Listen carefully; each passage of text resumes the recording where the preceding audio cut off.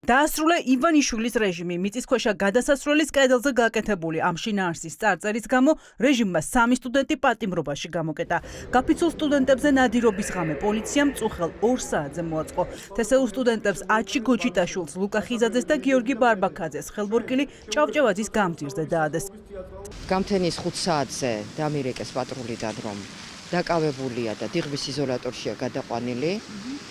შემდეგ უკვე სოციალური ქსელები დავგებულობ, რომ მარტო ჩემი არა, 3 ახალგაზრდა ბიჭია დაკავებული სტუდენტები და ამ ეტაპზე, დიდ გაუგებრობაში ვარ ჯერ კიდევ. მხარეს დგას, შემიძლია ეს თქვა.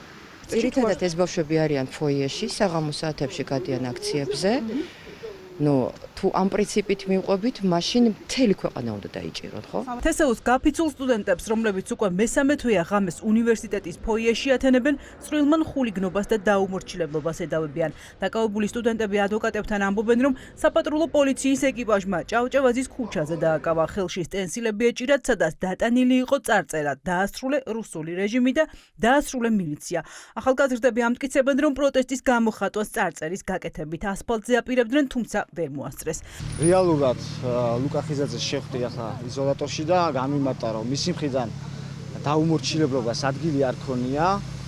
უბრალოდ მას ხელში ეჭირა სტენსილი და აქედან გამომდინარე პოლიციის თანამშრომლების მხრიდან მოხდა მისი გადამოწმება და შემდგომში აიყვანეს და გადმოიყვანეს სამართლოში. წარწერა იყო ივანიშვილის რეჟიმის საწინააღმდეგოდ ამ შემთხვევაში, ასევე სიღარიბის საწინააღმდეგოდ და დასუდეს მილიცია, ასეთი სიტყვით იყო აღნიშნული გამოხატული. ადვოკატები, რომლებმაც დღეს იზოლატორში დაკავებულები მოინახულეს, ამბობენ, რომ ახალგაზრდების ქმედება მიწისქვეშა გადასასვლელის კედელზე გაკეთებული წარწერა მაქსიმუმ ჯარიმას ითვალისწინებდა.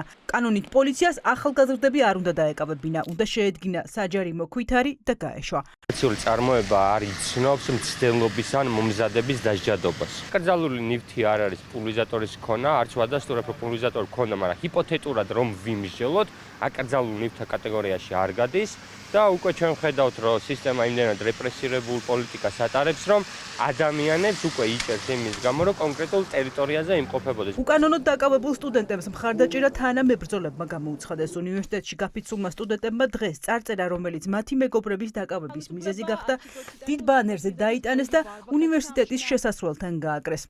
ეს რეჟიმი, რის გამოდაც აკავებს ახალგაზრდებს და ნებისმიერ ადამიანს განურჩევლად სქესისა, წყლოვანებისა თუ ეროვნებისა არის მარტივი ამ ქვეყნის სიყვარული და რეჟიმთან შეუგუებლობა.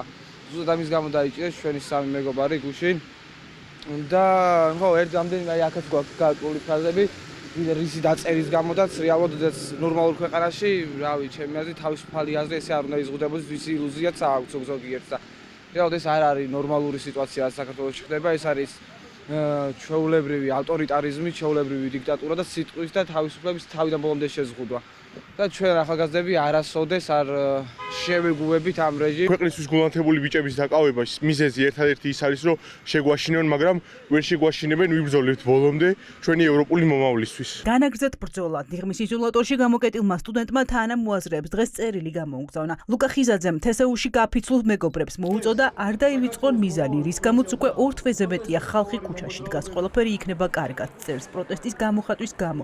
მეორედ დაკავებული სტუდენტი, რომელსაც მიაჩნია, რომ ახლა მთავარი მიზანი რეჟიმის დამარცხებაა.